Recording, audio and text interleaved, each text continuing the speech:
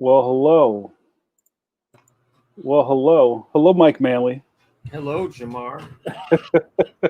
Welcome to All and Sundry. Back to Pencil, your favorite pandemic podcast, sponsored by our good buddies over at Graphicsly who make Clip Studio paint. The cartoonist best friend, and also our good buddy John Morrow, who runs Tomorrow's Publishing, publisher behind some of your favorite comic book mags, like our own Draw magazine. Also, I always draw a blank when I need to talk about other people's magazines. Also, Lego Brick Builder, right, and Rough Stuff, and Dan does they still carry Danny's Right Now magazine? I'm sure they have back issues of it, yeah. Yeah, I thought that was a great one-two punch. Draw magazine and Right Now. Yeah, we even did a crossover. Yeah, it was great. And was that the genesis of your from script to print book that you did with Danny? No, we had done that before. Oh, okay. We had done that before. And there were a couple of people, Mike, who asked if that was still around. It's on print now. Would you consider doing a new version of that? We talked about it. It's a possibility. We had talked about reprinting it, but all the tech is too old now. So I think you can find it. I heard it was actually pretty expensive to find on eBay and places like that. So yeah, I mean, it was a great resource, and also it came with a DVD. Right. Yeah. With I think that was one of the last things where you had hair, Mike. I remember on that DVD you had a head of hair on that. Yeah. That was before I started shaving my noggin. Well, I like bald Manley a lot. So no, you have no choice. Yeah, what am I going to do? So welcome everybody back to the podcast. We are here on the internet every Wednesday and Saturday night, 8 p.m. EST. What I and my buddy over here talk about every night, and sometimes Brett Blevins, if he gets one, every Wednesday and Saturday, is the nuts and bolts of being a creative. We focus a lot on comics, cartooning, illustration, animation, and anything that falls in between. Procrastination. That's a nation also. That's a huge nation. I lived there for a long time. I have a dual citizenship and procrastination. Right. They don't even look at your papers at the border. They just wave you right through. Just right in. There you are, Jamar. We've been waiting for you. Before we go any further, I would like to introduce my best bud, co-host, and modern master of comic books, Mike Manley. Say hey, Mike. Oh, I thought you were talking about somebody else. Hello. One of my favorite things about this podcast, Mike, is that I think some people get so starstruck with the guests they forget the star power that you hold in your own hands. Right? I know, right? I'll brag for you since you're too humble to do it. Mike Manley, on top of running his studio, creates 2 daily comic strips at the same time, Judge Parker and The Phantom. That is probably in your local paper. Mike, how long have you been doing The Phantom at this point? I'm in my 4th year on The Phantom and my 11th year on Judge Parker. What? Where did the time go, right? I remember when you got that gig, I was like, wow, that's awesome. And then you're like, yeah, I'm doing The Phantom. I'm like, wait a minute. Okay. Yeah, and both of them I got through, the rather tragic circumstance of the previous artist passing away suddenly. So, if I pass away suddenly, and within a week there'll be somebody else doing both these strips. Maybe your studio cat will pick up the mantle. Maybe he will. I don't know. Maybe he prefers anime, I think. He's a manga cat. He's a manga cat. So listen, you guys, I want to give you guys some housekeeping rules before we get started. If you're new to the podcast, if you're watching on Facebook or on YouTube, hello. The name of the game is still the same. I cannot see you, but you're more than welcome to chat in our chat room. And that if you want to get on air and ask a question for a guest or Mike or myself, you got to do the clicky. You got to type away in the comments. I love to see a good chatter going on in the chat room, but just because you ask a question doesn't mean it's going to get on. All right. So, You're so picky. You're so picky. yeah, I can't do everything right because if somebody asks our guest something that he's been asked 1,000 times, like, come on. Like, I think we do our homework here. We're all pros. We all kind of know how the ebb and flow of this stuff works. And somebody goes, "How do you draw? How do you draw a pencil?" Or something like, I'm not. Where do you get your ideas? Yeah, I'm not doing that. So, all right, let's get started because we're going to have a good night. I would like to welcome to the podcast prolific creative. I called him on Instagram a cultural creative, right, Mike? Because the things a lot of our guests do are just, they can't be contained in one box, right? Like saying you're a cartoonist encompasses a lot of stuff, right? Mike, you're a cartoonist. You do comic strips. You do storyboards. You do all this stuff. You're still a cartoonist, right? Our good buddy Mark Bodē kind of runs the gamut of creative things. He's a muralist. He's a tattoo artist. He's a legendary graffiti artist. He's a comic book artist. He's a maker. Come on, like we can't be held down. And I'm very excited to have a conversation with him. I hope you guys all join us in welcoming Mark Bodē to the podcast. Hey, Mark, how are you, brother? Hold on, let me move this. All right, there you go. So, Mark, you're coming to us from the West Coast right now, right? Yeah, Daly City, California. Yeah, we just had a couple of guests on from the West Coast, and they were just saying how the conditions out there are pretty wild. How are you guys getting by out there? Oh man, day turned to night. Just a week ago or so. The smoke from all the fires, and millions of acres burning. No such thing as global warming out here. It's all fake news. Yeah, that's fake news. But it's spreading, so it's coming. The smoke should be like over on your end. It was. It has made it. It made it last week. It made it all the way to Philly. Mm-hmm. Oh yeah. I'm sure it's made it all. I have friends in Paris who are saying the sunset is gorgeous, and I'm like, you've got us to thank for your beautiful sunsets in Paris. I'm sure. Is it still burning today? Are you? It's contained, but I mean, it's better.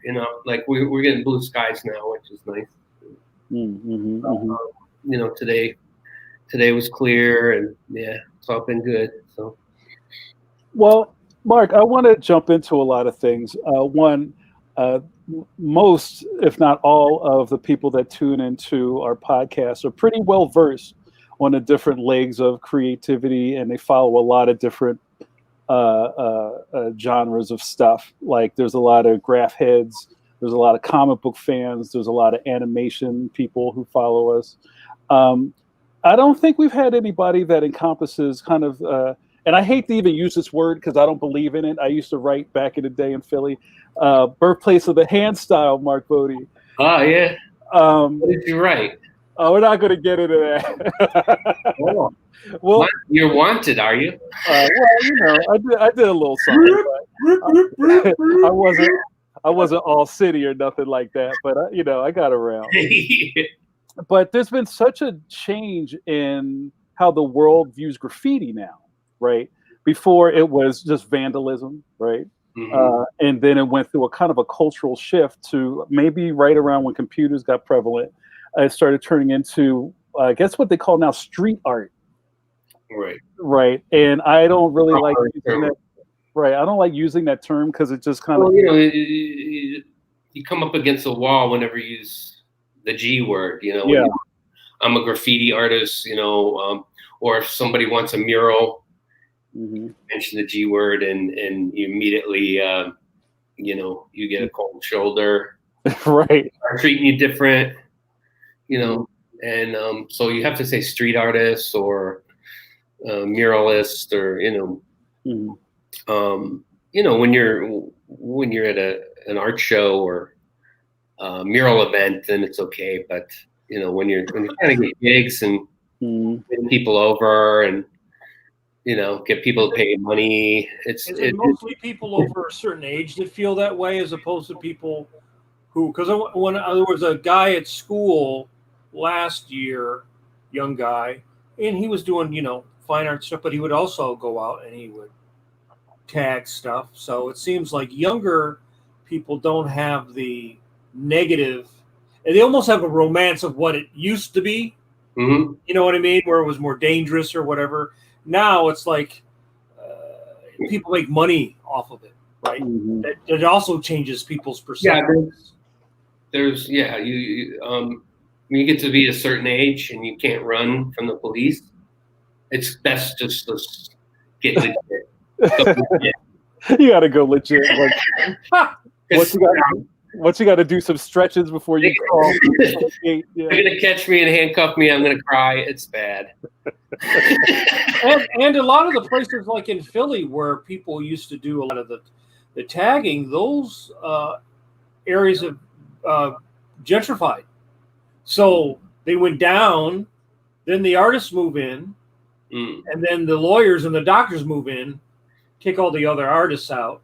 And so now it's you don't have those what I used to call like Joker hideouts. It always like some old abandoned warehouse where some guy you don't find them. Was it? I mean, till the ghost. It was the big warehouse that burnt down a few years back. They had too many artists all in one spot. Too many. Yeah. And putting, all the electricity was all fed together, and supposedly it was electrical fire, but a lot of kids died in that, and then the Oakland just cracked down on all the people living in warehouses down there. Mm-hmm. I don't know what people are doing. I really don't. We're very lucky to have our own place up here. Mm-hmm. Well, yeah, I was referencing that when I was trying to get in touch with you to have you on the show, that I didn't say this to you, but I wasn't sure when you're ever home, because a lot of the pictures you post on your Instagram are from all over the globe. So I don't know if you have agents in the field that are helping you out, or you travel a lot. Smoke and mirrors. Has the whole COVID thing really shut down your movement as far as doing like mural work, and like how are you navigating around that? I'm very versatile. I've always prided myself in being versatile.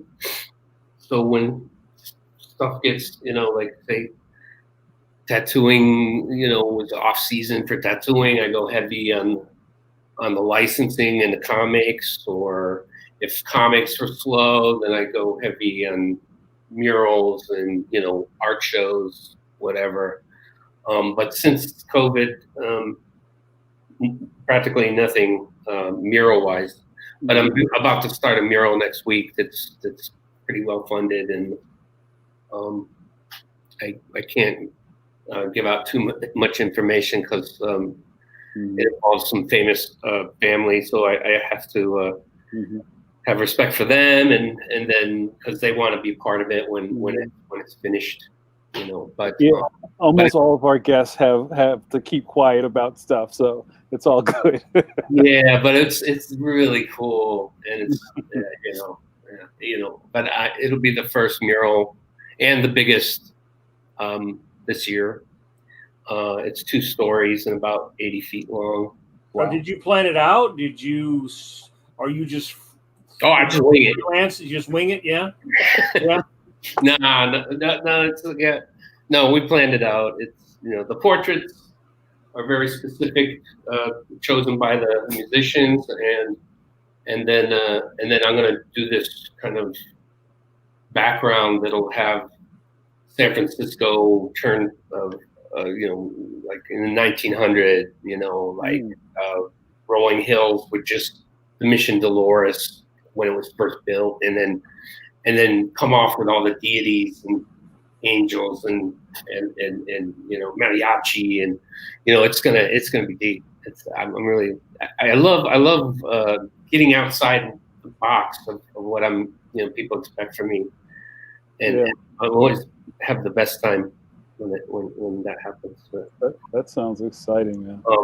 But yeah, I've gone, like I was supposed to do 3 art shows this year, and all of them got canceled.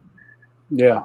So starting with Australia, which had fires, and then COVID came up, and I was supposed to do one in Phoenix, Arizona, which I've never been to, and then after that was it was Europe after, Italy. So all that got canceled, but I did all the work, since last November, I did all this crazy work, and including my work in Heavy Metal magazine. The reborn Heavy Metal, right? Yes. David Irwin is at the helm. Yeah, that's one. That's a mural I did in Berlin. Yes. Nation Museum. It's right down the street. So did you wing that, or did you plan that out? No, I didn't wing it. I was being sarcastic when I plan these out, because you get up on the wall, and I don't use a grid system or anything. Like I failed math. I mean, I bribed my way through math in high school. My math teacher failed me, and he says, "Mark, you're not gonna graduate high school," and I knew it was coming, But what I was good at was geometry. Something clicked with me, and MC Escher and tessellation, and I understood that like nobody's business. So I did tessellating piranhas, interlocking, and then and I spent all this time, and I said, after he failed me, I said, well, this is for you. And he goes, B minus. So I bribed my way through high school. The grid system never gelled with me. What I do is, I will hold, look at the wall from a distance. Yeah. Take my drawing and enlarge it with one eye, and look at the wall with the other, and then you pick out your points of the top of his head is that crack up there, Wow. The section is that window, and then when you get up on it, you start doing it, Do you have to do any preparation of the surface of the walls? Do you usually, or do they do that for you? The stuff sometimes, but on that Berlin piece, I buffed the background, for myself, because I wanted fades and stuff. So you get the paint, you order the paint, and then they supply it, and then you do the rollers first, and then go on it with this spray can. How did you? Well, when you do pieces or murals of that size, do you have a crew with you? Do you kind of break things down into assistant roles like you do, that the main stuff, and then you have guys do the fill-ins, or are you solely doing one piece by yourself? How do you attack a mural? Sometimes I'll collaborate with somebody like James O'Barr. James O'Barr, who did The Crow. Him and I are like brothers. He actually got his start being encouraged by my father. Wow, that's amazing.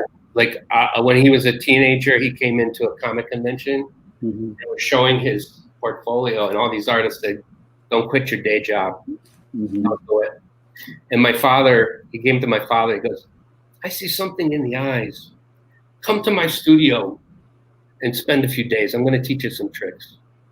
And my father just blew his mind, and he just saw it, Dad was clairvoyant somewhat, and and he saw that this guy had potential, and he brought him under his wing, and that created that Crow, the intensity of his work.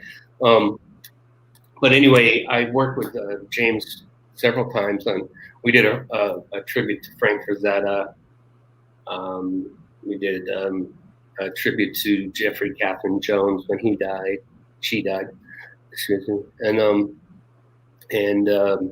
then we did a couple others in San Francisco.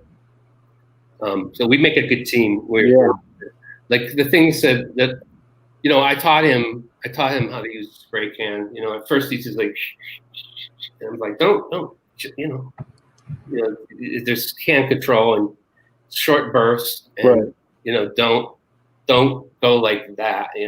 Don't swip around. Because that's gonna be all sloppy looking. Like go in there and chisel the line in, get close to the wall, scrape the wall if you're trying to get a nice straight line. Like don't be afraid to scrape the wall with your hand to get a straight line. Did you wouldn't think of like. Yeah, I'm grinning over here because like. Are you taking notes, Jamar? Well, you speak. I gotta come over to your house tomorrow. Part of your house is gonna. You speak in my language, man. I did a picture. Look at that, Mike. Wow, I've been boatified. You've been boatified. I've been boatified. I love it. That's great. That's awesome. Look at that. Kind of bewildered look that you have. Well, you know what? Check it out. I love it. Wow. That's dope. Appreciate that, man. Much respect. That's got to make its way here. Thank you so much. Yeah. Mark, there's a question about your relationship with James. Our good buddy Bill O'Donnell asked, Mark, how was it doing the Crow comic with James? Well, I didn't do a Crow comic with him. I started one. Okay. We never actually. Yeah, I mean, we wrote them. Mm-hmm. We actually haven't done a comic together. Oh, Bill needs to do his homework. Well, tell us a little bit more about it. I mean, we have. Mm-hmm. I mean, but each time, it's like we were going through the. Like actually we were going to work on this thing. It was really cool. It was the Crow was going to be a little girl, and she comes back. She was killed by drug dealers or what? Her parents sold her or whatever. Horrible thing, and she dies, and then she comes back as the Crow.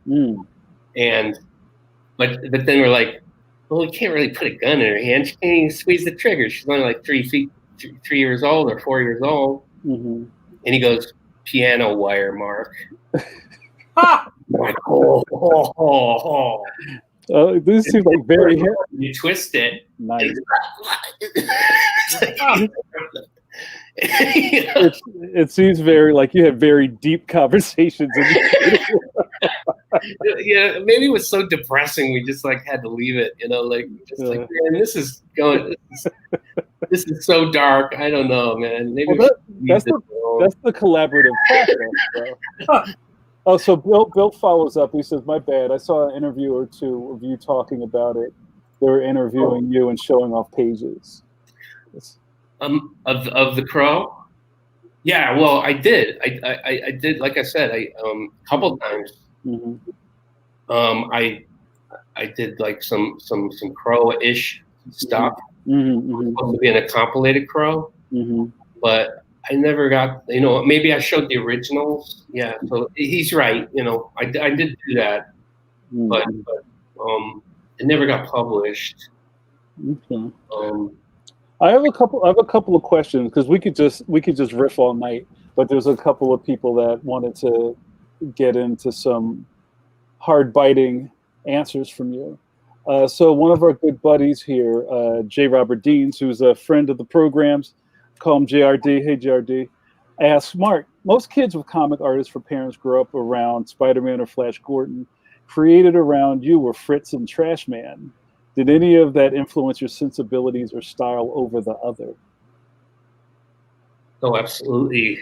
I mean, my father, for some reason, at 7 years old, my father decided that it was time. And he gave me a pile of underground comics, and he goes, "Read, but don't show your friends." and I read them all, and I Slow Death, like. So what did you think of that? Oh, it's normal because my dad wasn't making a big deal about it. So you didn't think it was weird? Oh, this is terrible stuff. Right. Then it makes you like, whoa, I want to see it. But because my dad was serving it up and saying, hey, this is not real, it's just comics, and that's not real sex, like they're not really having, like these characters, are fictional, and they're, he would explain it to me, and then I'd read, and then it was just a normal comic to me, So I was very influenced by early on by Greg Irons and Slow Death, and Jackson. I was really into him. He'd always do these really documentary type narratives that always ended up in some kind of apocalyptic, world that intrigued me early on. My dad, around that same time, he said, "Son, this is how you draw tits." And get a pencil. And, okay, come here. And he said, "If you draw them like this, you always make money." And I wish I had that drawing because I frame it in gold. Because they really did come through. That it's one of the most valuable things he ever taught me.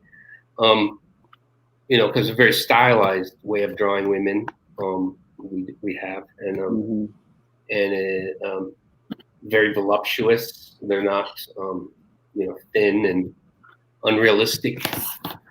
Barbie types. Like figure. And it was a little ahead of its time, not many were drawing. Well, it has a charm to it, which is not something that you can necessarily learn, but you sort of have. Like some people have a charm, like that Freddie Moore. We were talking to Tony Bancroft. Freddie Moore, one of the Disney guys, just had this charming way of drawing stuff. And your dad's work was like that. It was very, very charming. Now, you went to art school, but did your dad go to art school? Was he classically trained, or was he? Oh yeah. He went to Syracuse University. Okay. Graduated there at Bachelor of Fine Arts. In 65, 66, I think. And that's around when his professional career took off. I mean, he only worked from 65 to 1975. He did that huge body of work in 10 years, and just amazing amount of work. Worked day and night, sometimes staying up for 2-3 days at a time, just on Hostess snowballs and coffee. So you remember that? Do you remember him always being up? Oh yeah.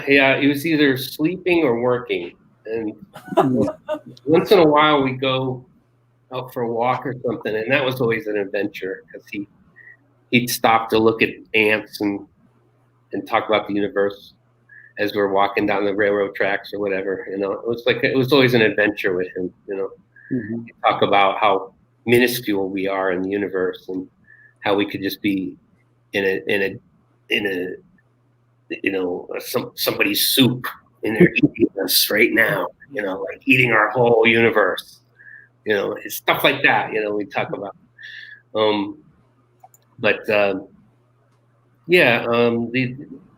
Get back to that question, it was the underground definitely formed me, because I never read above ground comics. I just, they didn't ring, like they didn't have sex, they didn't, they didn't go to the bathroom. They didn't have huge schlongs. Yeah. I mean, why am I bothering? What about Mad? Did you read Mad? It ruined everything for me, and because I grew up on the underground. Were you seeing the European stuff at all too, like the stuff that was coming out of France, and like? Well, of course. After my father died, my dad died in '75. I was 12. Before that, it was almost everything was being fed to me by my father. So didn't really. I mean, he took me to Comic Cons and stuff. Like my first few Comic Cons, he took me to, and the first one was a Jim Warren convention in New York City. It had to be one of the first. Yeah. I mean, talking 68, 69. And I think conventions didn't even get going till 60. There's only a few, yeah, right? Early 60s? Yeah. I think Larry Ivy put on some early ones in New York. There was and yeah. So that must have been interesting to go. I'll tell you, I came in there, and Frank Frazetta was the guest of honor, and he had just finished Sea Witch painting, which is in the middle of the room with a spotlight on it. And I remember my dad and I walking by, and I kind of stopped my dad. I go, "Dad, he's good, isn't he?" And he goes, "He's the best, son." And we kept walking to the table. But I'll never forget that, because oh my God, it hit me in the head, like the oil painting, the original oil, by the master, Yeah. But it made an impression on a 6-year-old kid, or whatever, however old that was. It probably seemed very magical, I imagine. Yeah, but at the same time, my dad had a lot of magical stuff around him, a lot of people around him. Bernie Wrightson was always around our house, and Jeffrey Catherine Jones was always visiting, and we were always visiting him. And well, they worked together. They would collaborate on different. So these are the people that were around, So there was you just get used to that level of talent, and it just seemed normal, like. And it's almost like the same idea of you growing up around rock and roll musicians. It's like famous rock stars and walking in and out of your kitchen, and you just kind of growing up in this environment, right? So, yeah. Oh well, when Bernie first showed up at our house, my dad already had his Jim Morrison look going with the leather pants and the whole thing, and the fringe, and Bernie showed up in these bottle type glasses and like short hair and like and kind of his plaid shirt, and I was like, this geek that's hanging out with my dad. I was like, what's Dad seeing this guy? So it's almost like you didn't have a choice. You were going to go into this business. Well, my dad encouraged it. Yeah, absolutely encouraged it. At first it was just keep me out of his hair so he could get some work done. Worked at home. My mom had the straight job and helped on the house, while my father, tried his best to make a living, which was not much of a living back then. I mean, we were in student housing, and with a lot of, wasn't a lot of limos and stuff like that going on. But like he was. I remember Dad saying, "I'm going to New York. I'm going to have dinner with Spider-Man." Wow, that's different. Can I go? He said, "Oh no, got to do this initial meeting together with him, and then later we'll bring it." Wow, my dad's so cool. But he was actually going to dinner with Stan Lee. Same thing, right? Well, my dad made it seem as though the character was real, and like everything else, Cheech Wizard was real. Everybody, and I was so confused as a child. I didn't know reality from, Do you feel like when you were a kid, did you enjoy kind of like living in your head or having a fantastic imagination, or did you have any like kind of like straight square friends, like who weren't artists or just were like into baseball cards and stuff like that? Like, how did you bounce off of other kids when you were young? I couldn't trust them Mm-hmm. because like Dad was saying, hide all this stuff, like I'm going to teach you, and he was very sexually open, like making sure that I wasn't didn't grow up like he did, where didn't know anything about relationships or sex or anything, and like he totally like put it all on the table and explained everything very carefully. So I tended to gravitate towards the older kids, but as time went on, I mean, like after he died, I cut off all my kids my age and put in 5 hours a day drawing because I knew I was going to take it over and I needed to get good quick. And Larry Todd who was my dad's collaborator and did a lot of the covers for Eerie and Creepy and Vampirilla magazine and If and Galaxy, all those collaborations he did with my dad. But he took over and kind of, by the time I was 15, I was coloring my dad's stuff for Heavy Metal magazine. Wow. You were coloring that in the old-fashioned way with Dr. Martin's dyes or watercolors or Marvy markers, because they were. We did them on. It was Larry Todd's idea that we would take the black line art and make Xeroxes, and then the Marvy markers, the watercolor pens, didn't pollute with the Xerox ink. Right. So I did the whole thing in Marvy markers, and under his tutelage, I mean, he taught me some stuff along the way, but I had to ghost because Heavy Metal is not about to say, oh, we want color Vaughn Bodē, and then, oh, well, we're going to have our 15-year-old son color it, Yeah, sure. and so I ghosted, and then when they saw it, they're like, "This is great," like so I made some money and yeah, so that's when I started for me. So that was your first professional credential? Yep, Heavy Metal magazine, and you remember what issue? 1970. 78, maybe 77, 78. So the first couple of years, within the first couple of years of the magazine. Yeah, it was definitely, yeah.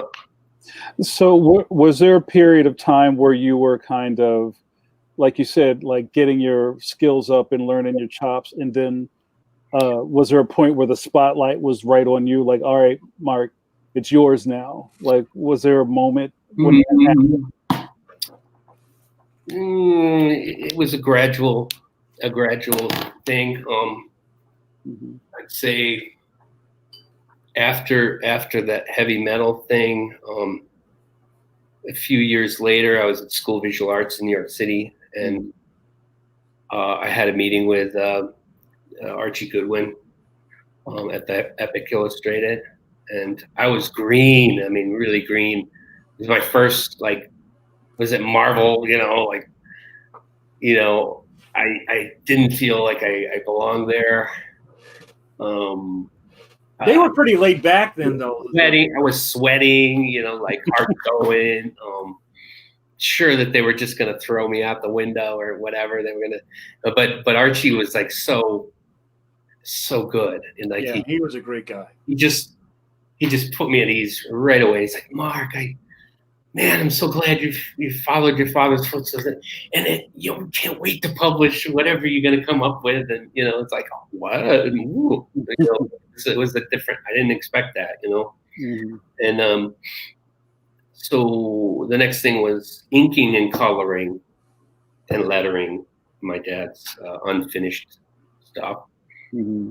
and then the next progression after that was Cobalt 60, which I was creating the new stories, and with Larry Todd, and so yeah, it was a progression, and by the time I was in my 20s, I was had that underway.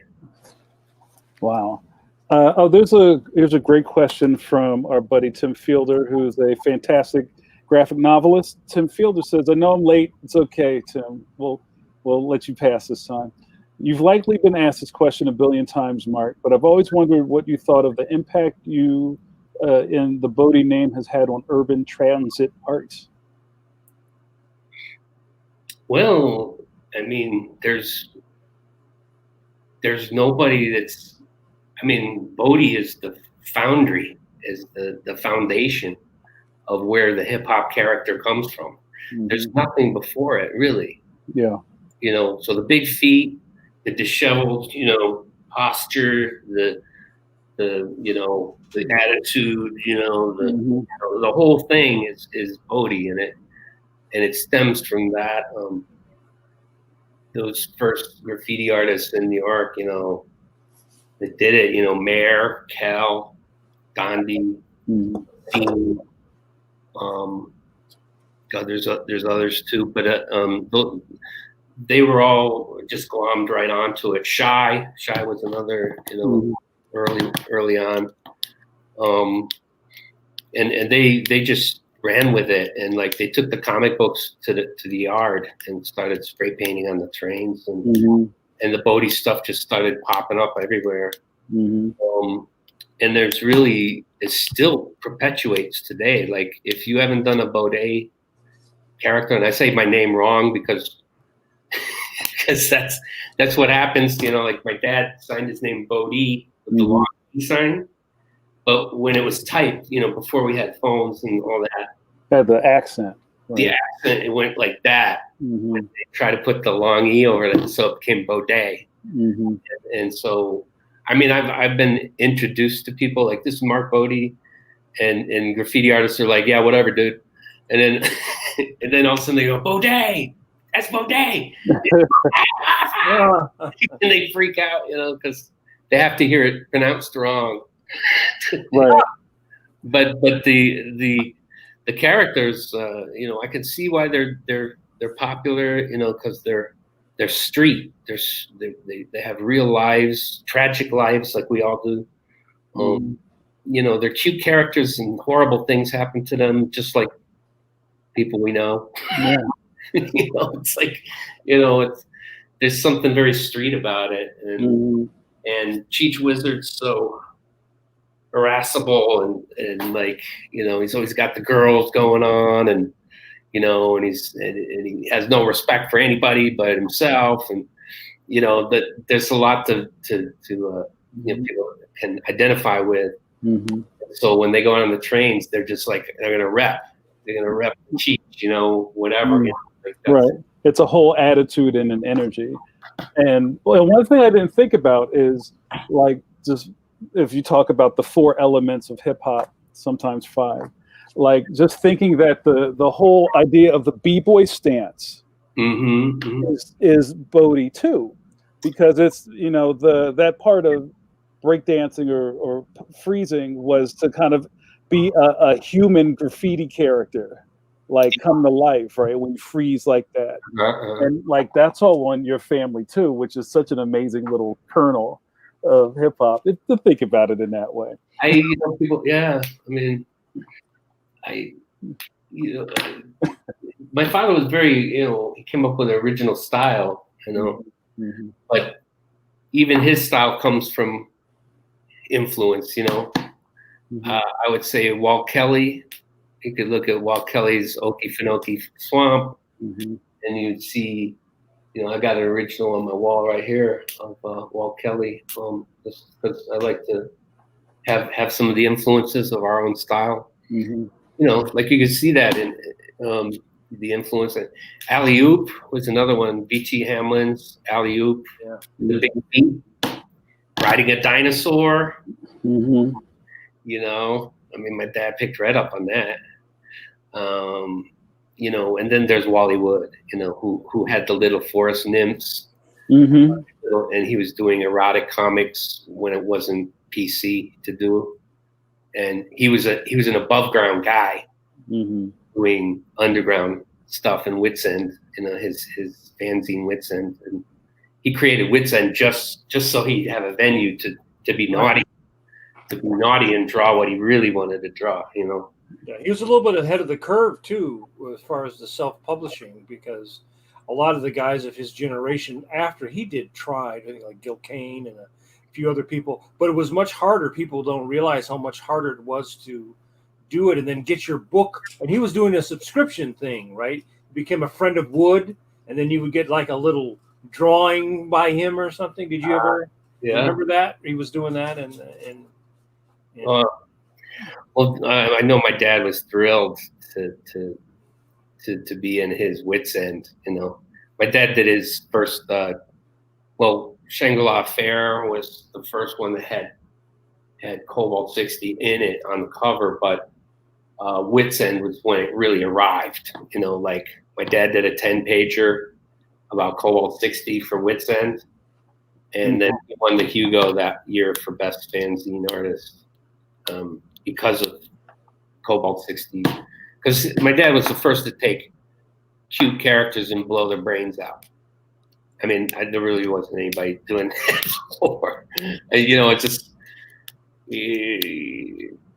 if there was, they weren't in print. You know, my dad was taking a bold step. And, but my dad was doing a lot of stuff in science fiction at that time, and so I think he wanted best artist, and he didn't want to be best fanzine artist. Because he took the Hugo rocket and broke it off the stand and put a rocket engine in it, and then tried to launch it off the back of our Volkswagen bus. And he said, "Stand back, son. This thing's going to the moon." And it went up about a foot and then spun around for a minute, and then. Well, I was reading, and maybe I read something on your Instagram. We were talking a little bit about how your father's influence spread out among a bunch of other illustrators and animators, and Bakshi's name came up. Just to talk a little bit about Wizards, if you want. What do you think, Dad? Should we talk about this? For the 1,000th time. Yeah, just if it's the question. It happens every convention I go to. Is that the question you get all the time? Oh yeah, that's the one. What's up with Wizards? You had to come up with it, Jamar. Yeah. No, well, sorry, I had to break the seal. I'm sorry. That'll be the last. Doing well, so you brought that up. No, yeah, I mean. Long story short, Bakshi was my dad's agent, animation agent in '68, and was pitching my dad's stuff all around to animation companies and couldn't get anything done. But had copies of all my dad's stuff. And after Fritz the Cat, you know, which was misappropriated. Yeah, it was. After Fritz the Cat, when Crumb wants nothing to do with animation, never did, hates it. Right. And Bakshi knew this, but he also knew that he was out of town, and so Bakshi went to Crumb's wife and put $100,000 check on the table and said, "Sign here, and you can have this money." And she didn't read it. Signed it, and she'd never seen that much money in her life. And when Crumb came back, he was livid. Yeah.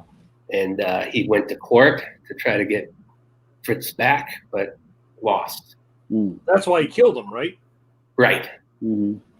So that's how that happened. So after that, my dad said, "Over my dead body, are we working together?" And up to the day my dad died, Bakshi was calling, offering more money to my dad to do a Dead Bone movie or a Cheech Wizard movie. Mm-hmm. And then it became Wizards right after he died. So he basically took the main characters, Cobalt 60 made him Necron 99, took Cheech, made him Avatar, took the Bodē broad, made her, the princess, and then borrowed a bunch of stuff from Hollywood as well. Yeah, so that's that story. Did that experience, did that sour you for animation or even dealing with that part of Hollywood? No, I mean, Ralph, he came and approached me later when I revived Cobalt 60 for Epic, Mm-hmm. and he was buttering up the bread. I mean, he was like, "I'm gonna put you up in Soho, and we're gonna do, Mm-hmm. we're gonna make your dad's dreams come true." But we got in touch. We, instead of getting an agent to represent us, we got an attorney. Mm-hmm. And the attorney put a cannon on the table and said, "Okay, let's sign the contract." And then Bakshi just lost interest. Mm-hmm. Mm-hmm. So, but I mean, when the tide came back around, I was into it. I was like, yeah, let's make it right. That sounds good to me. Right. And ever since, we've been getting hit on. I mean, not constantly, but I'd say a dozen times. In the last 30 years, we've been approached for animation and movies, and it seems like it just never stops not being on the table. I feel like my father is kind of a Tolkien of types creator, or Baum, like just this endless creativity that has to be tapped. Mm-hmm. You know what I mean? Yeah, no, I totally understand that. And I really feel like it's going to happen. It's just like when, not in any timeline I'm familiar with, but I just hope I get to live to see it out, because most of those guys didn't get to see their stuff made into movies and all that. Yeah. They got recognition on their books and they became famous that way, but yeah, they never got to see it go super. Right. So with things like that and also just being in the middle of having to kind of like wave off a lot of offers that are just bullshit to you, right? Or it's like, okay, if you're getting approached all the time, I think somebody who's not in the business, who has never been in that realm before, would just say yes to the first person that showed interest in them, right? Mm-hmm. So what is it about the properties or about what you feel in your gut that makes you not like a deal when somebody's approaching you? Either it's licensing or animation or feature or something like that. What makes you feel itchy about somebody coming to you that would make you want to say no to it? And it can't all be about money, I'm assuming. It's just like, it's not always money. It's we still own our rights, so it's still our property. My father was a creator rights person, one of the first. Actually, my dad and Frank Frazetta were the only two back then that were saying no to publishers. You can't have my artwork. I'm not going to sign the work for hire contract, and because of it, I still own that stuff, and it's all family property. But I get when they start making too many changes without development fees. Like I had Nickelodeon after us for like a kids show based on machines, my dad's machines, which is really kind of a dark world. Yeah. But they wanted to brighten it up, like strawberry shortcake. Use those pink colors and Right. make the machines happy. Right. And I'm like, ugh. Like little by little, it got, like where, and I kept saying, where's the development fee? And they kept taking me out to fancy dinners in New York City. Mm-hmm. And eventually I got tired of catering to their pitch, because they were pitching a pitch, like I was being kind of used.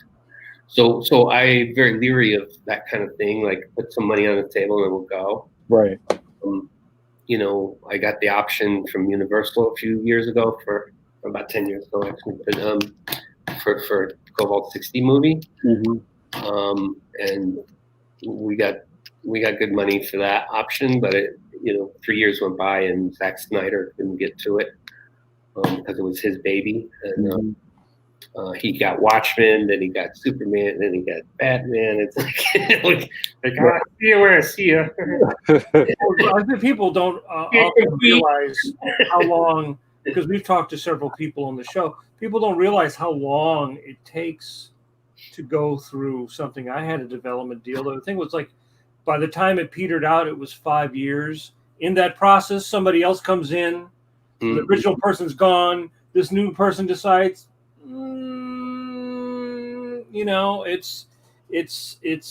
it's almost more waiting than anything. It's like intense little periods, then with a lot of waiting, and like nothing happens. Right. It can be crippling if you let it in. If you say, this is it, this is my big moment, and then you put everything aside and put all your energy into that, it's almost like it can be crippling, because so I tend to, like, when the money comes on the table, I get serious about it. I'm just hoping they're not waiting for me to get super bitter and jaded, because I'm getting there. Right. And, when I finally snap, and I'm just like, just give me the goddamn money. And like when I finally snap, that's when it'll happen, right? We talk to a lot of people about just this part of the creative process of, coming from a place of being a cartoonist, and then these new doors start opening up that at first blush sounds amazing, right? Oh, these people now are interested in me, because there's a lot of ego involved with what we do. Oh, these people are now interested in me, they're smelling me, and now they're coming towards me. But like you said, that energy that you put into it with the waiting and the hoping and people blowing air up your skirt can depress you. So it's either you have to create some sort of wall between yourself and that stuff, or go back to work and keep working on what you were originally doing. Very goal. Yeah. I have to have my goals. Yeah. Short term, long term. Yeah. If I don't, I'm crippled. And something as huge, like the big elephant, the big pink elephant in the room is sitting on you. That's, you're not getting nothing done. You got to ignore that elephant, and you got to get on with your other goals. And so the goal, so short-term goals, yeah, good. But with the COVID and all that stuff, it's hard to come up with your goals. It's like, really pull something off. I don't know. Do you have a as a creative person, do you have a regular daily routine, or is your routine different if you're doing different jobs? Like, is it different if you're doing a comic as opposed to doing a mural, as opposed to doing an art show? It's always a little different. I'm more like lazy like that. I kind of like let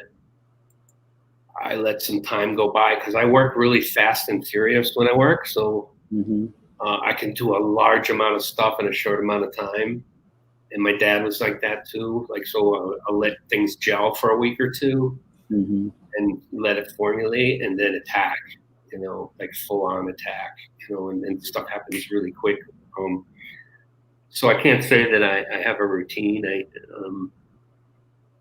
you know, I'd say, you know, my dad had more of a routine than I did. I mean, he would like spend 2 or 3 days writing strips and just writing, and then 3 or 4 days just doing the strips themselves, you know, and then he would pencil like 3 or 4 times. The pencils, I could show you like. Yeah. Hold on, let me give you the screen here. Hold on. All right, go ahead, Mark. So these are your layouts? Well, this is for the Shell of the Dragon, like Ninja Turtle strip, Right, that I did in '88. But these are the thumbnails, and I do them really small so that I can get the compositions of the panels. And I usually do most of my writing here too. You know, like that way I keep I don't put too much writing. Yeah. And then I'll blow it up and ink it and color it, and you know, that's like one of the pages. So now you're doing it you're coloring on the computer. You're not. No, I you know, it's part of. I'm scared to do that because I'd say 1/3 of my income comes from original art sales. So I like to be like shooting myself in the foot if I love the way it looks though. It's like I'm seeing all these guys do crazy stuff, really beautiful stuff, and I'm so afraid to make that leap because I really like to get, you know, like here's a pencil page for Sun Pot that's in the new heavy metal. Okay.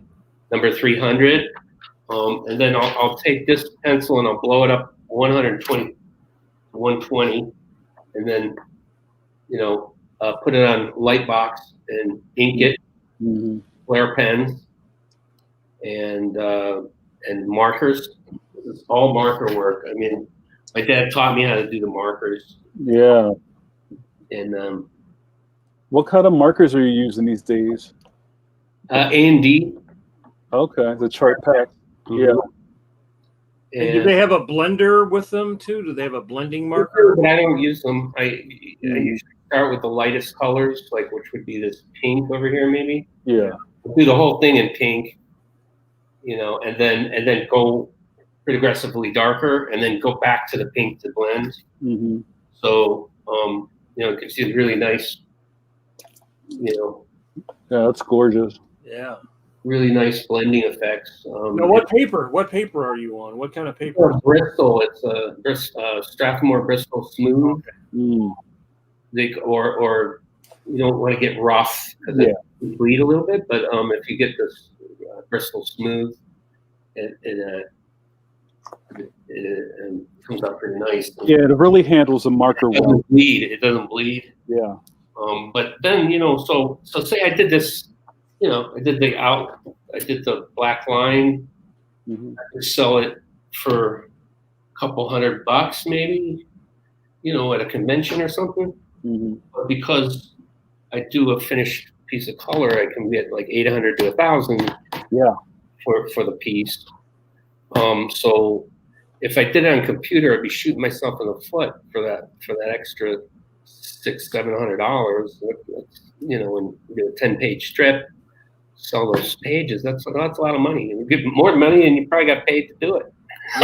You know, sometimes that's true. Also, you'd have to keep over the years backing it up again, and then backing it up again, and then backing it up again, because once you scan all that stuff, you have to have multiple places where it's stored in case one, you know, drive craps out or something else. And the other thing is, I'm limiting my ability to do art shows, you know, like, you know, I've done art shows all over, and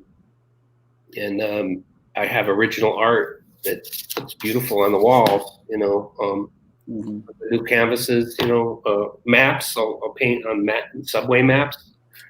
That became a thing. Oh yeah, Jamar had a video of you doing that. Yeah, can I show one of those real quick? Yeah. Usually 30 seconds or so. So now, if you go over to Europe and you're doing a mural, would you might also do coordinated to do an art show?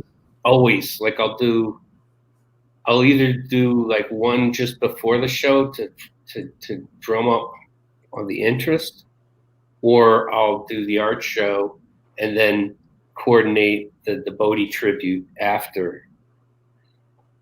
So, you know, the Bodē tribute will come, and then all these artists try to get spaces to paint their version of Bodē characters. This happens a lot, you know, but the thing about those maps is the paper is so thin. You really don't get much time to mess around on the paper. You know, it's pretty much attack it. Yeah. You know, one time through. You know, don't saturate the paper.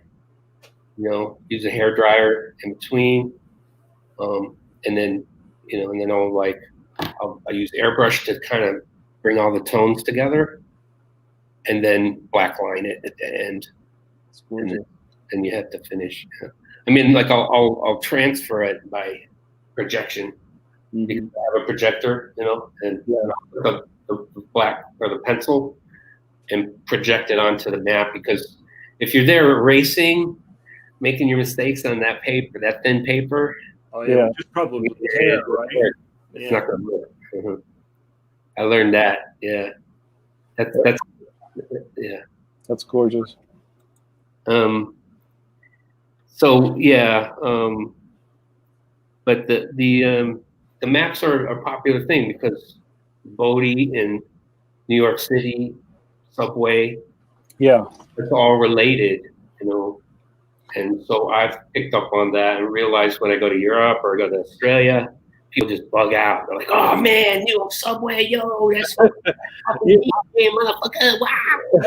Yeah, it's very innovative. Like, did you just stumble? I know a lot of them. Did you stumble onto that? Like, yo, let me go cop some of these maps and see what I could do. Like, how did you wander on? No, we already have our teachers. You know, Dr. Revolt, the evil Dr. Revolt. From RTW, him, and you know, he was doing some badass illustrations on maps, and I was like, it's kind of annoying. Let me get in on that. He's so good at it, you know. Hey, Mark, I want to check in with you. How you feeling about time? You want to go a little? I'm good. You good? All right. I want to take another question from our good buddy Stunt Ken. Stunt Ken is a fan of the show and always asks good questions. Mark, do you get critical when you see graffiti repeated in popular media? Example, the Into the Spider-Verse movie. Do you feel it isn't true graffiti, or do you appreciate the attempt? Like, do you have a standard of like legit graffiti? Sellout? Yeah, or like commercial graffiti, or you could tell when somebody a shit font or something like that. You know, when my father taught me never to be jealous of your peers, you know, because when they do good, you're gonna do better. Always. And I think, you know, if there's a graffiti Spider-Man, that just opens more doors to the world, you know, and there's more chance of something with our shit happening, you know, like so I got to be down with it, you know, like aggression, you know, it's you know, the thing that I'm not down with is like when people take our characters and multiply them, you know, making skateboards, T-shirts. It happens all the time, you know, because people grow up with these characters and they think they're just public domain, but they're actually owned property. I own them, and I protect them. So when people come out with skateboards and they're always so taken back when I reach out to them. I'm like, hey, that's my stuff. And I kind of give them three options. I'll be like, look, you can, if I like their product, I'll say, give me half of everything you made. And I'll sell it myself and I'll get money that way. Or you can pay me to continue, you know, license copy, or you can just cease and desist. What is the most common response? Is it to get the license? They almost always pay. Almost always. You know, and you know, if I really don't like their product, then I push them to stop and pay. You know, just stop and pay. That's the best result, right? Don't ruin your property anymore than you already have. And it's harder if it's overseas too, because then it's not easy to enforce. Well, most people want to be down. You know, most people want to be down with the family. They don't want to diss Cheech Wizard. Yeah. Or the lizard. I'm the lizard. You know, my dad was Cheech. You know, you don't want to diss those guys. So most of the time they want to make it right. You know, I mean, I was always the lizard. You know, like the Cheech was my father underneath the hat. And I always got kicked in the nuts. Always. Mark, do you find, especially now that I have a couple parts, now that we're in this period where everything is so easy to steal, right? Like we live right now in a right-click save as culture, right? I don't have to do much homework except saving this to my desktop. Right now, it's mine. Right. Do you find a lot of people are surprised when you actually show up out of the mist, like, yo, you're biting my shit and you need to pay me? Like, they don't know you're a real person because of really surprises some folks, you know. I've only had a few that deny it completely. I had one guy that I called up and he was going to town with the skateboards. With our imagery is done by another artist, but taking our characters, absolutely. And the guy was like, never heard of Vaughn Bodē, never heard of him. Like, look at yourself in the mirror right now and tell me what you're saying to me, because you're looking at a fucking liar. You know, wake up. You know, like, this is our stuff. You know, like, stop. You know, stop already. And like. The guy's like, whatever, dude. And you know, and then he goes away and it stops, you know. Well, one would think because of kind of like the nature of the whole I mean, it's fine to do one-offs. Sure. Like, I'm not trying to say don't teach on your murals. It's a beautiful thing, or whatever kind, you know, paint Cheech on your clothes or whatever. That's cool, you know, but making multiples to sell, that's the food on my table, you know. I mean, we wouldn't do that to you. So, you know. How much time in a month do you think you spend chasing down stuff like that? It varies, but I'd say once every other month, once a month, I find somebody on the internet. Last time was Redbubble. Oh, Redbubble's notorious for stealing everybody. Redbubble made a fake ad to attract me, you know, with our characters on the shirts and stuff, and fake added it, and then came at me with it, like this could be, you know, our relationship with Redbubble. And I was like, oh, wait, no, take that down. And they were like, oh, we're not selling that. That's just up there, you know, to attract, you know, potential. And I'm like, okay.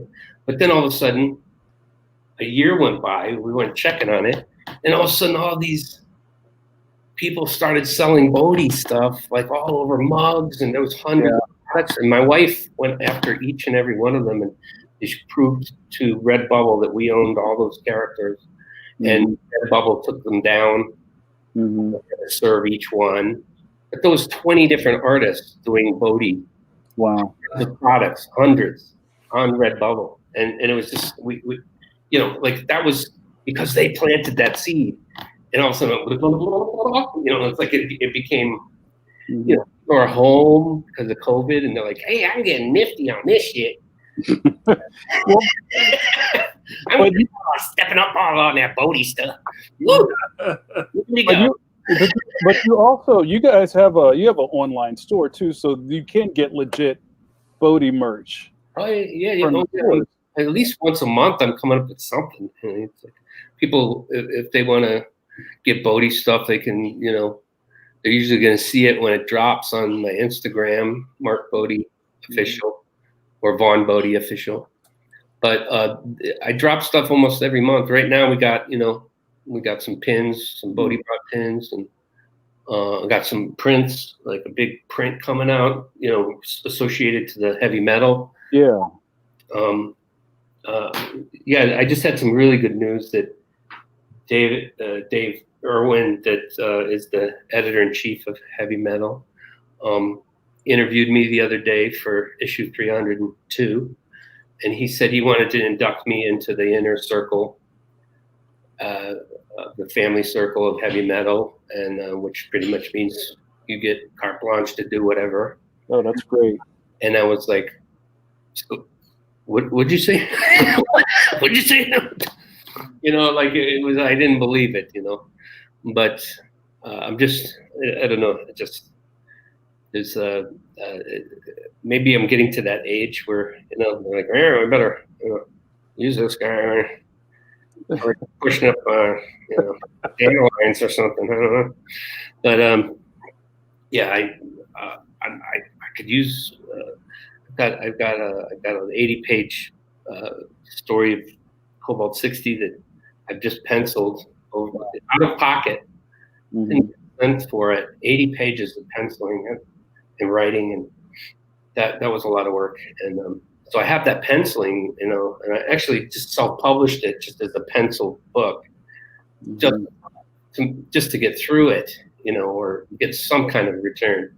There was no publisher for it. I just wanted to do it in case Zack Snyder came back or some animation deal happened with Cobalt 60. We'd have more than a few books, Right. Have trilogy or whatever, like I just had to have more material. So treating it as a storyboard, I wasn't treating it as a comic. Right, just to keep something in the chamber, just in case. Exactly. So I'm hoping that maybe Heavy Metal will pick it up now, and I'll be able to finish it, ink and color it and stuff. But oh wow, that's really good news. I'm not used to good news lately. It's like it seems hard and few between. It's like bad news, dude. Bad news again. Oh man. Do you have still have a bunch of your father's original art? How much of that still exists? Oh man, the guy was prolific. I have drawers of pencils and thumbnails and sketches and diaries, and but most of the color work, my mother sold over a 25-year period. So my father did all his work in 10 years, but it took us 25. It took my mother 25 years to sell the original colored work. I mean, guy worked. Like I don't know if anybody works like that anymore. I think Manley works like that. Yeah, you do. Yeah, I do those two daily comic strips, so that keeps me pretty. Oh yeah. So I keep going every day, right? Wow. Every day. There's not a day that goes by that doesn't have something. I think the old guys, the strip guys probably work harder because you don't ever have a break. Yeah. It's not like you do something and then you go, okay, I'm going to go take a vacation. If you take a vacation, you have to work so far in advance, or you have to have like somebody ghost you or something. I mean, I'm always interested in reading about the history of comics and like the era that your dad came up or writes in. It was a lot more chill. Like it didn't cost as much to make a living, so your apartment was pretty cheap in New York. So you could be a young guy and do like 3 pages, and you're like, okay, rent's paid. One more page buys all the weed I need for the month. Another page buys all the food I need for the month. Yeah. And now it's so expensive, and the amount of technology that you have to have just to start. Yeah. The good side is that because of places like and things like Instagram and the social media, that you can get a lot more people to see your work like right away. So Right. So I'm sure one of the things you're getting published on the internet. right. I don't think a lot of people don't realize that they are being published. They're publishing their own work on the internet. Right. So when you do a show, how far out do you have to plan? Like if you're going to do the mural and you think, okay, but I want to do an art show, or maybe I want to do a book, or I want to do a print. You have to work, I would imagine, fairly far in advance to get all the coordination of everything together. Not with mural work. I usually a couple of days beforehand, I'll come up with what I'm going to do. Then there's buying the paint and stuff. But do you have a certain brand? A mural. I never work more than 4 or 5 days on a mural ever. This one that I'm about to do, I'm going to spend a month. So that's going to be, I'm going to be able to pull all my tricks out. Is that very large? Because before, street art is horrible. You go out and you're in the elements. The homeless people own that alley or wherever you are, usually. And, the most horrible thing, somebody's trying to pee on your paint while you're painting and, stuff like that. It's like, lady, don't, what are you doing? Ah! Wow. This is my alley, motherfucker. Like, okay, lady, it's your alley. Okay, I'm just trying to, We're trying to paint. Right. So do you have to find that then you have to sort of like have a way of like bribing them or warming them up or giving them some food or some booze or something? I did a tribute to Spain with Paul Mavridis, who's one of the Zap artists. And we did a tribute to Spain, did that robot cover, which wasn't easy. It was very hard.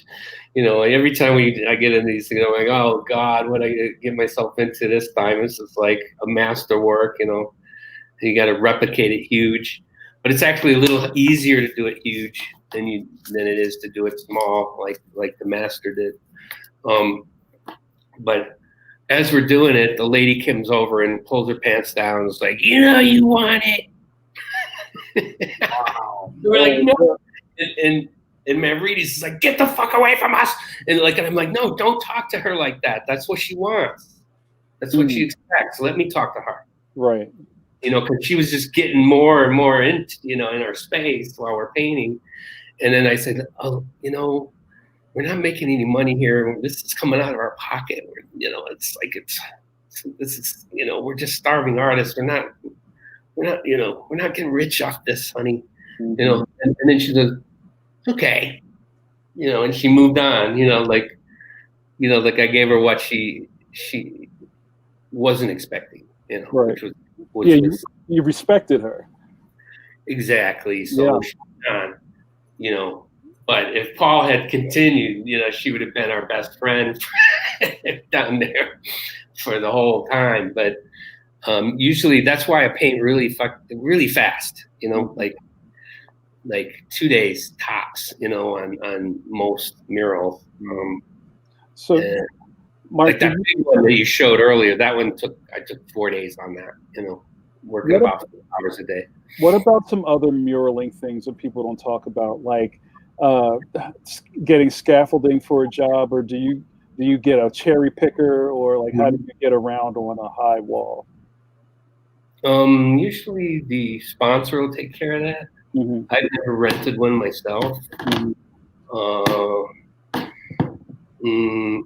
I mean, I did a gigantic with those Jamar brothers, from Brazil. Those guys are like top of the heap, Mm-hmm.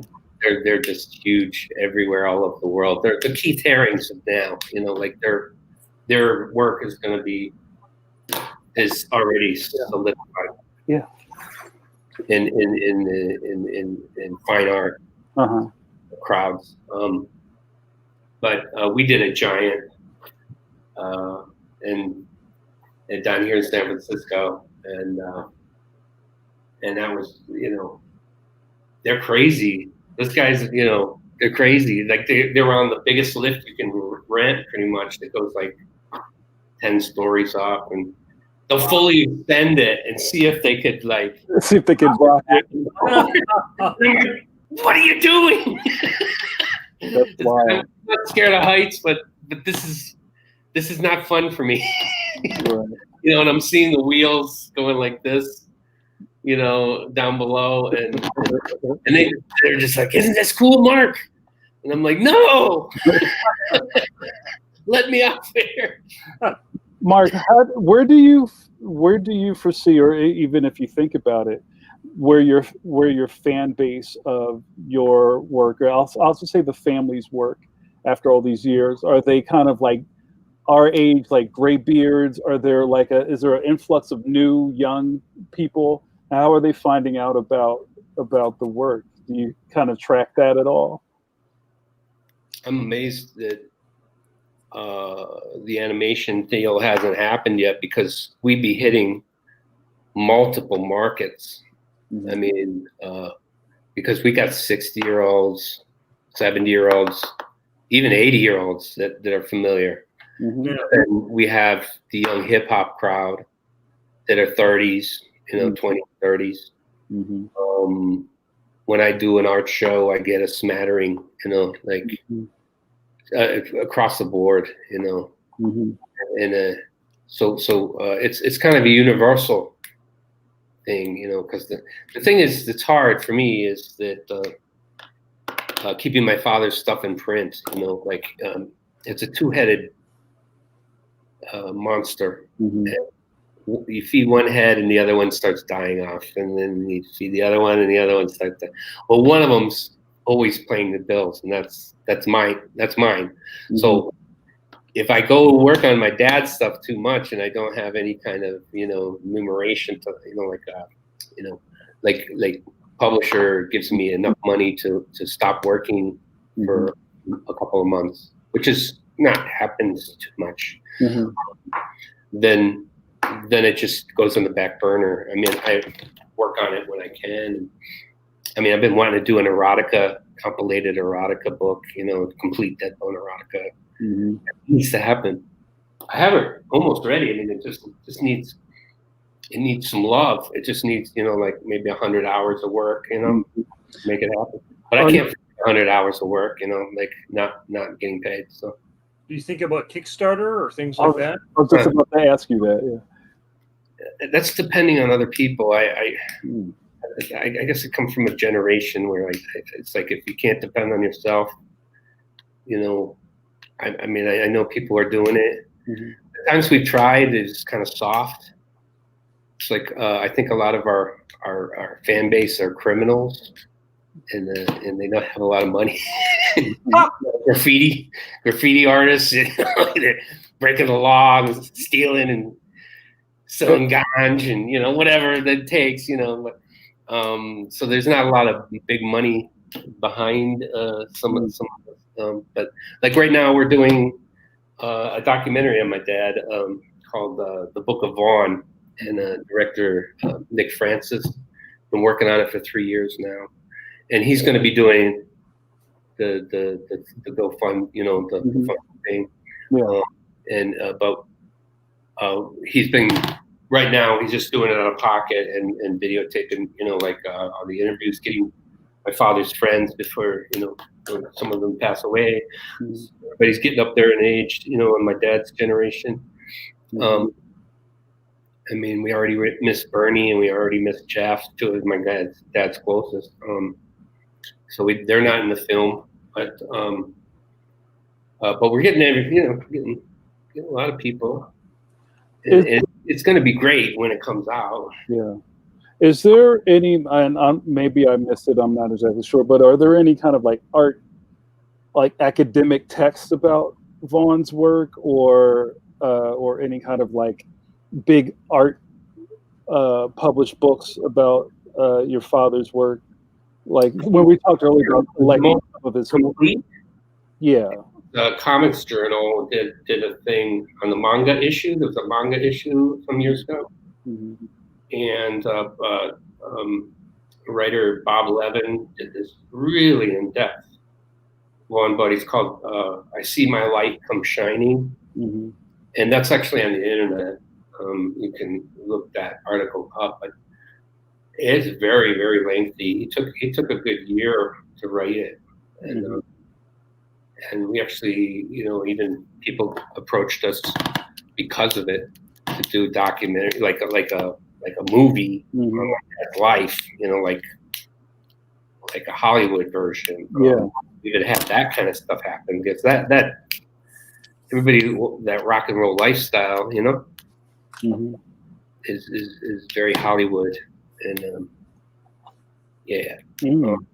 so we get those hits, but that I'd say that Comics Journal, I'm not sure what number it is, but it's the manga issue.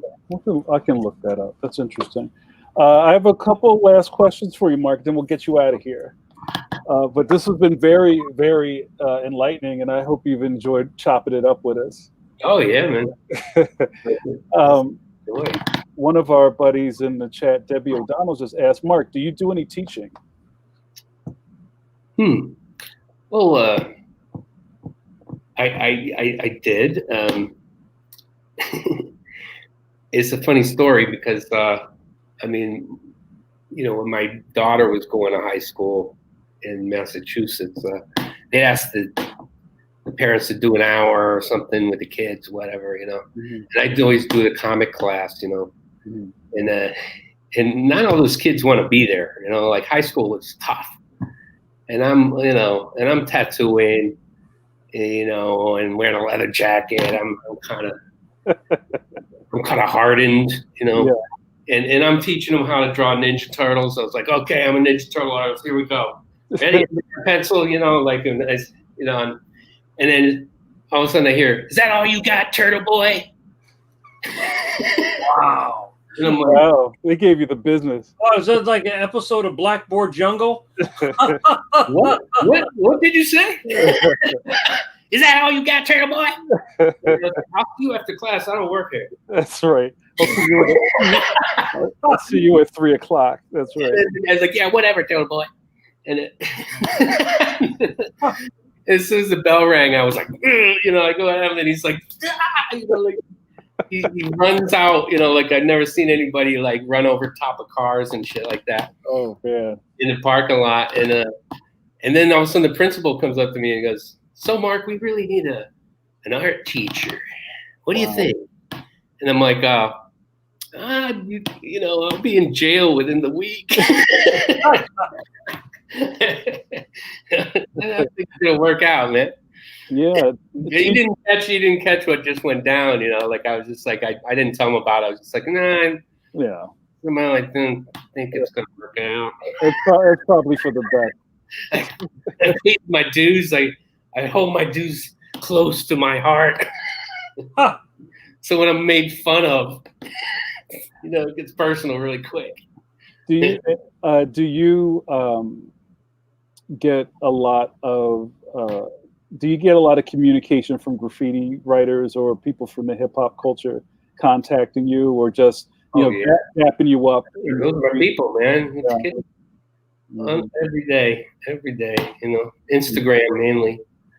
Like, there's 40, 50,000 people who like follow our 3 pages, and every day I'm getting like comments, and it's great. Most of them are graffiti artists, like from all over. They're not just here in America. But graffiti's worldwide now. Yeah, it's big. I say we're most popular in London and in Australia. And here or in New York City. It says I'm trending in New York City, but I love it. Wow, that's cool. Mike, do you have any last thoughts for Mark before? I was just wondering, of all the different things that you do, what is the one that you enjoy the most? Is there one you like more? Do you like comics more? Do you like, do you like painting a wall more? What's the closest to your heart, would you say? I think it's the street art when it's not bad, you know, like when I'm in a good environment,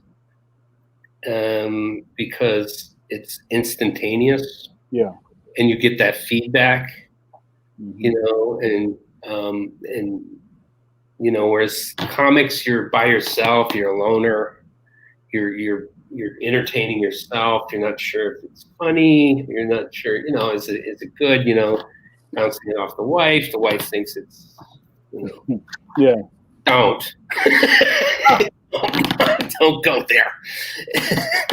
You know, you just never know. You know, like you know, like all you have is your inner circle to know. But I'd say, like, man, when I got to do Sun Pot for the new heavy metal, I was so happy. I was so happy because it was like going back home, back to my roots. You know, like when my dad killed Sun Pot back in 1970.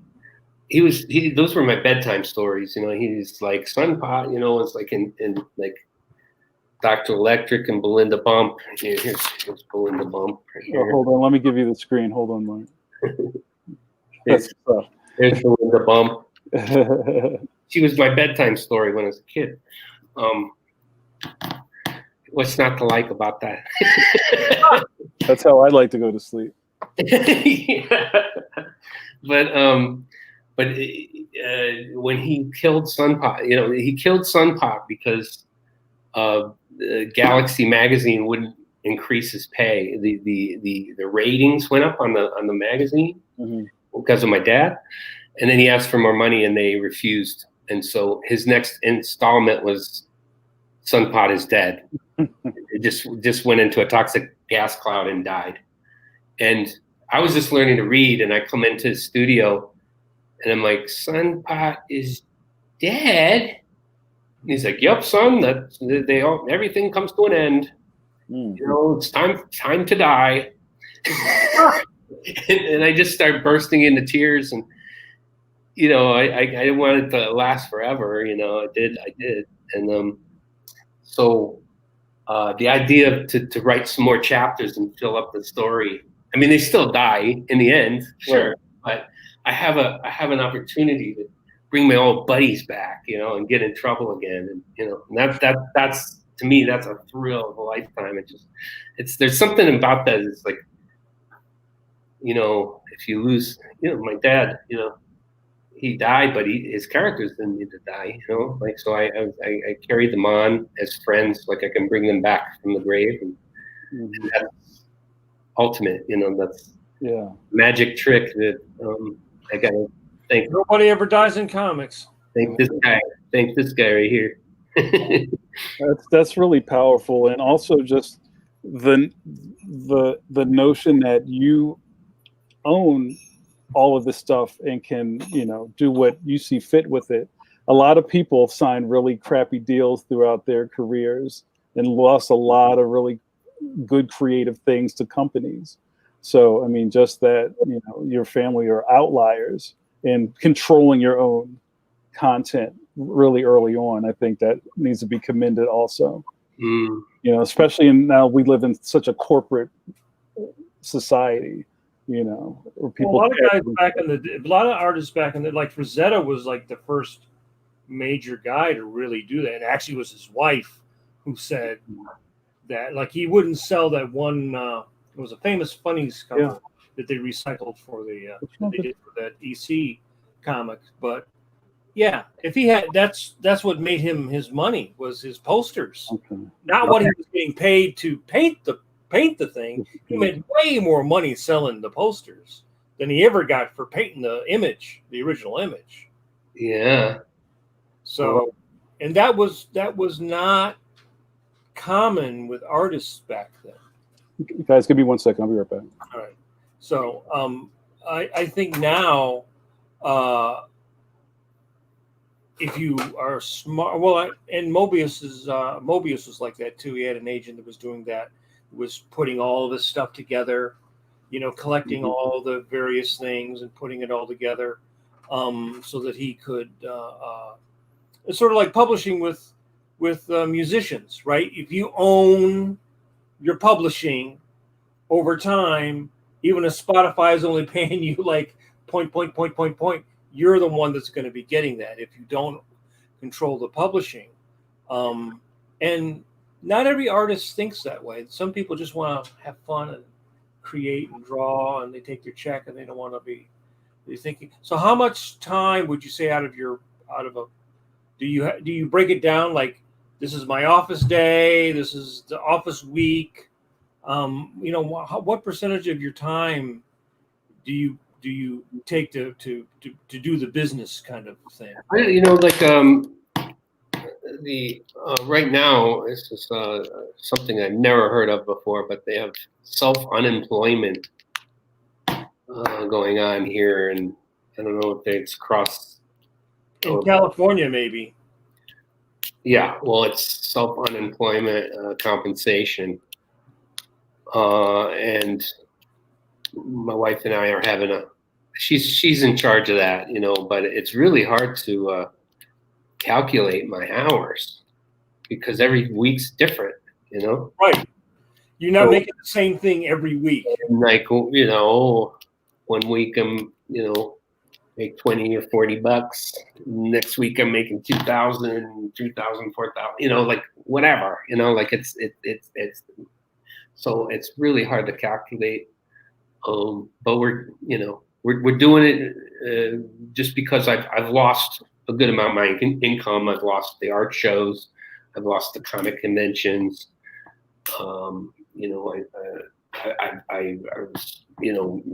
I was supposed to do this mural that's well funded back in May, and I'm doing it starting it next week.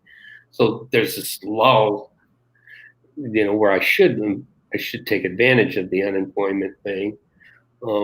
But I'm always busy, so it's a certain amount. When you're self-employed, you're always busy. There's a fair amount of guilt that comes with it. It's like, yeah. I think when you're self-employed, you're always busy because you're doing the things that you have to do, and then you're doing the things that you put off because you were working.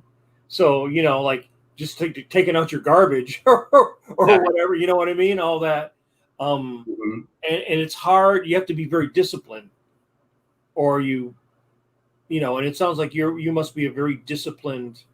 I work on excitement, whatever excites me. Like try not to work on things that don't excite me.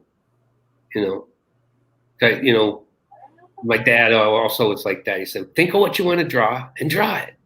Don't get locked into something you don't want to do, like let your imagination go and draw stuff you want to draw."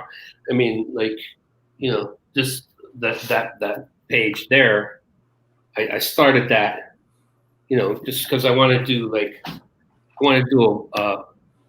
a weightless sex scene. That was my motivation. I was like, wow, wouldn't that be cool? And you spin each other around, and oh man, and I was just like wanting to get lost and go there, and so that's the excitement. That's my motivation. Okay, but So do you have any comments? Get to do it in real life. I never get my wife in a rocket ship. That's for sure. So you have stuff coming out in the newest issues of Heavy Metal? I do. Number 300 that just came out, and then 301 and 302 is going to have all new Bodē stuff in it, with sketches of my dad's in there too from his Sun Pop strip when he first did it that were unpublished sketches. Right. And then will this be collected at some point once down the road, do you think? Oh, that'd be nice, but for now it's in the magazine. That's good. That's the last magazine left.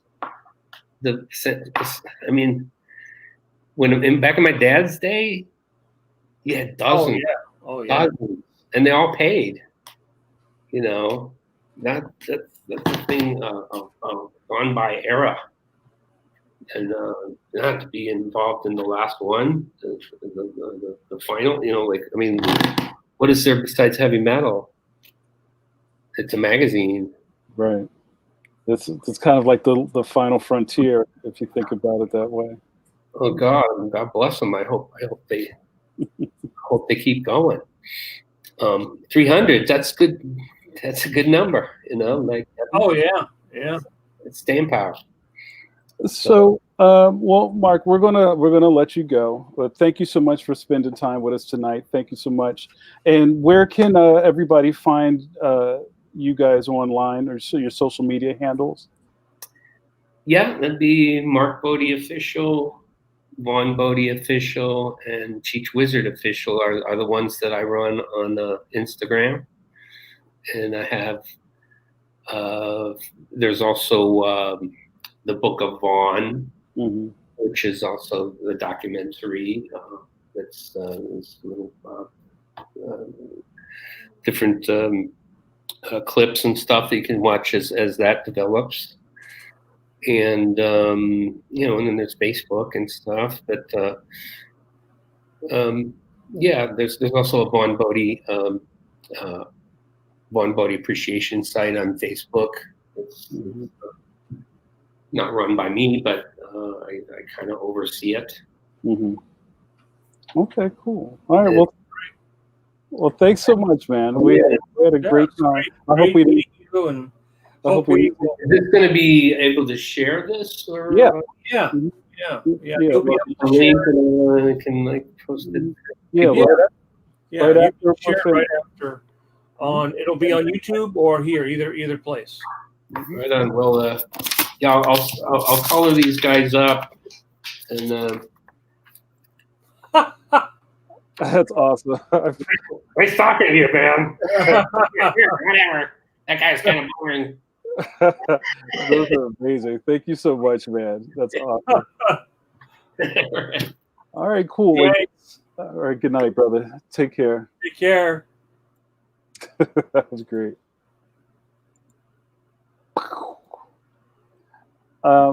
Cool. I had a great. Where's your lid? Oh, the season's changing, man. I had to get rid of the bucket hat. Your lid? Yeah, I had to get rid of the bucket. It's getting cold out here. Mike, do you want to do us a wrap up? I'm going to have to head out. I got to tend to the dog. Okay. Well, we can just we can make it short and sweet and say we'll be back here on Saturday. And again, use social media, signal boost us whenever you can.